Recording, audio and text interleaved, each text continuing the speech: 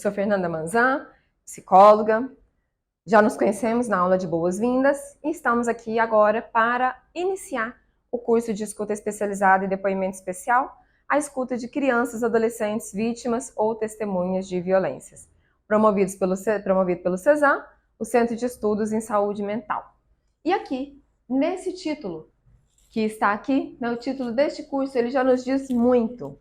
A Lei 13.431, que é um marco para os profissionais que trabalham com essa demanda, a famosa Lei da Escuta Protegida, ela garante os mesmos direitos da escuta protegida para as crianças que vivem situações de violências, que são vítimas, e também para as que testemunham situações de violência. Violência das mais diversas. Não somente para as crianças, mas adolescentes também. No módulo 1, nós vamos conversar sobre o fenômeno violência e a legislação. E eu imagino que você deva estar aí se perguntando, mas fenômeno violência? A violência é um fato, uma situação que ocorreu. Como assim fenômeno? Por que essa professora está falando fenômeno? Violência não deve ser considerado como um fato. Às vezes o último episódio, o que levou você, profissional, a ter conhecimento do último episódio, a gente pode até falar em últimos episódios, mas não devemos considerar a violência um fato. Ele é um fenômeno e um fenômeno multifatorial. Tem muitos fatores envolvidos para que se ocorra uma violência, para que se aconteça situações de violência. O que é a violência? A palavra violência por si só já apresenta uma conotação negativa, uma conotação ruim, de algo que não é aceitável dentro da sociedade civil, de alguém que machuca um outro alguém, ou de alguém que se machuca, mas que tem a ver com dor, com sofrimento. Vamos ler o que eu escrevi aqui para você. A palavra violência tem conotação negativa por ser algo moralmente não aceitável pela nossa sociedade. E eu trouxe aqui para você uma definição da Organização Mundial de Saúde, do Relatório Mundial sobre Saúde e Violência. Essa definição é de 2002. E eu imagino que você, que está aí do outro lado da tela, deve estar se perguntando neste momento: poxa, professora Fernanda, mas você disse que falaria aqui nesse curso sobre violência, pautado sempre no que tem de mais atual, na legislação atual pertinente a essa temática, nos teóricos, nas publicações, na ciência, em tudo aquilo de mais atual. E traz aqui uma publicação de 2002? Sim. Estou citando aqui uma publicação de 2002 para me apresentar, para mostrar para você que essa definição já é clara há muito tempo, há mais de 20 anos atrás, já se tem clara definição de violência e até hoje os profissionais ainda têm dúvidas sobre isso. Vou ler para você o que está escrito aqui. Violência é uso intencional da força física ou do poder real, uma situação de hierarquia, ou ameaça psíquica, uma situação de violência psicológica em que uma pessoa ameaça outra pessoa, contra si próprio, situações de automutilação, situações de tentativa de autoextermínio, contra outra pessoa, fica muito claro, ou contra um grupo ou uma comunidade, que resulte ou tenha qualquer possibilidade de resultar, que resulte ou tenha qualquer possibilidade de resultar. Então, nem sempre deixa-se evidências em lesão, morte, dano psicológico. Aqui, quando a gente fala dano psicológico, fica mais evidente ainda que nem sempre a violência deixa marcas. Deficiência de desenvolvimento ou privação. Importante você observar o ou. Não precisa ter tudo isso de prejuízo, é ou. Né? E eu venho falando para você, ou, exatamente para que você se atente à situação de que, né, por vezes, quando eu vou emitir um relatório, um parecer, ou mesmo um laudo psicológico, que eu coloco lá numa determinada frase assim, trata-se de um caso de violência sexual. Vou falar de violência sexual, que é a minha maior atuação, né? É a área que eu mais atuo. Trata-se de um caso de violência sexual. Por vezes, e isso não é raro, o profissional do outro lado, que recebe o documento emitido por mim, me liga, me envia um outro documento, às vezes, me envia um e-mail me perguntando, mas é uma situação de violência ou foi só um abuso? maioria das vezes esse tipo de pergunta acontece via ligação telefônica. Pois então, gente, olha aqui. Em 2002, nós já temos claro que a violência não precisa ser física. Quando o profissional me pergunta isso, ele está me dizendo o entendimento dele desse conceito, violência. Não é? Ele está me dizendo, tudo bem que o abuso sexual é um subtipo de violência sexual e que deve ser mesmo esmiuçado no relatório como foi que aconteceu essa violência sexual, já que estou ali produzindo um documento para isso. Ok, tudo bem, por vezes está descrito no relatório. O que foi que aconteceu, está descrito. E ainda assim, o profissional vem me dizendo isso. Isso me mostra que o profissional tem dúvidas a respeito do conceito violência. A violência não quer dizer, ela não se refere apenas ao uso da força física, mas também do poder real, mas também da ameaça psíquica. Nós vamos ter a oportunidade de conversar sobre isso mais à frente, quando nós vamos falando sobre as tipologias de violências.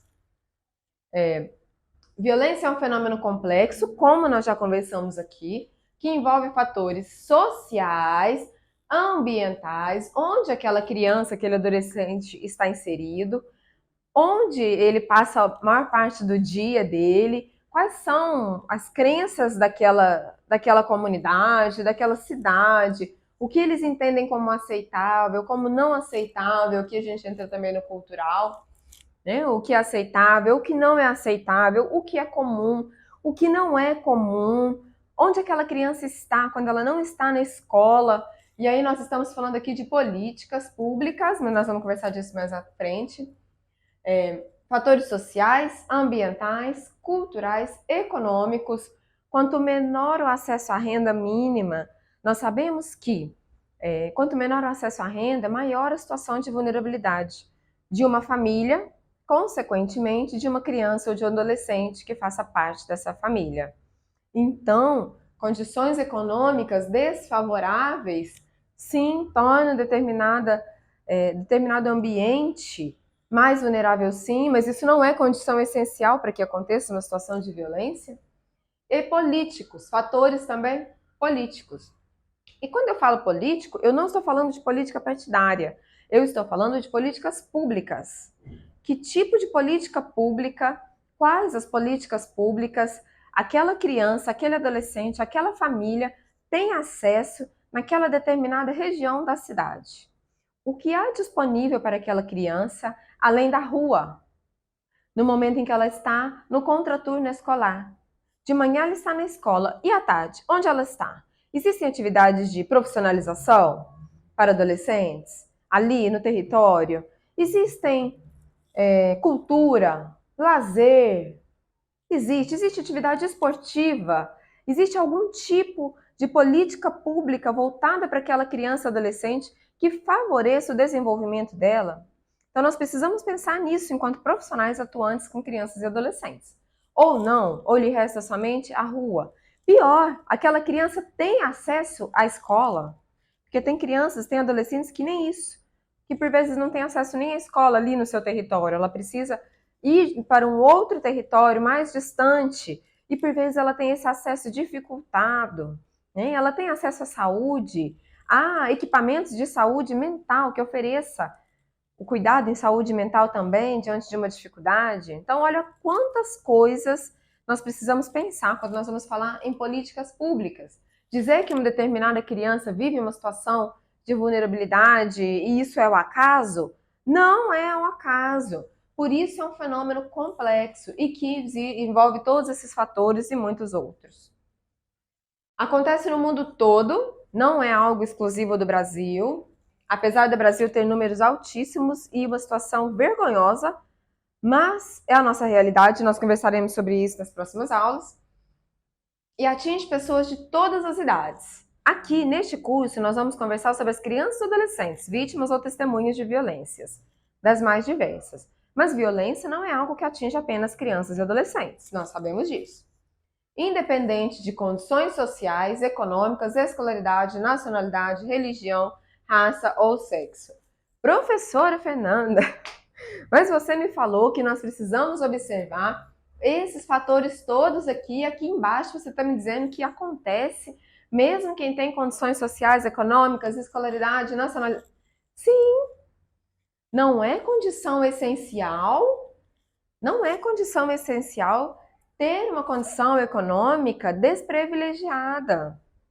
Não é condição essencial. Esse tipo de situação de violência pode ocorrer em qualquer lugar. Eu posso viver uma situação de violência, você pode viver uma situação de violência, mesmo que de forma assim, não aceitável, né? Incompreendida como algo absurdo, compreendido como algo que deve ser levado às autoridades logo em seguida. Mas todos nós estamos sujeitos a viver situações de violência.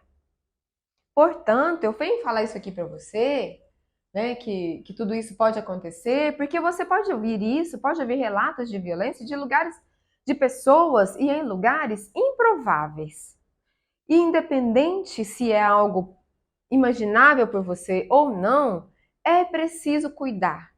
É preciso ouvir essa criança de maneira acolhedora, passiva e sim, tendo sim o cuidado de ouvi-la de maneira protegida. Mesmo sendo uma criança, mesmo sendo um adolescente, que não seja provável que determinada situação como essa esteja ocorrendo.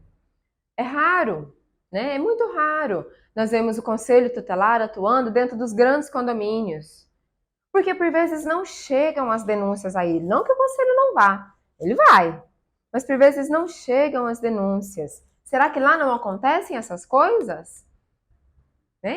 É muito comum nós presenciarmos o conselho atuando nos bairros mais afastados, nos bairros mais periféricos.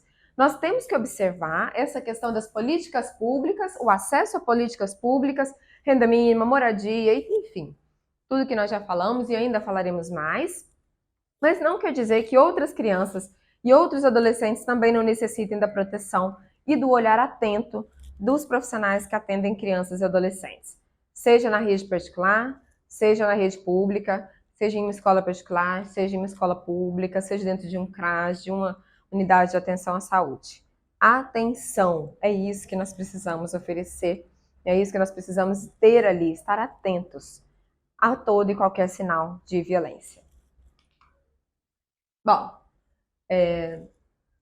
lembre que eu disse para você que nós vamos pautar esse curso na Lei 13.431. Já falo aqui para você o que é a violência física, certo? Certo. Está aqui ao meu lado e aqui à minha frente também, por isso que eu estou olhando aqui. Já venho trazer aqui para você o que é a violência física.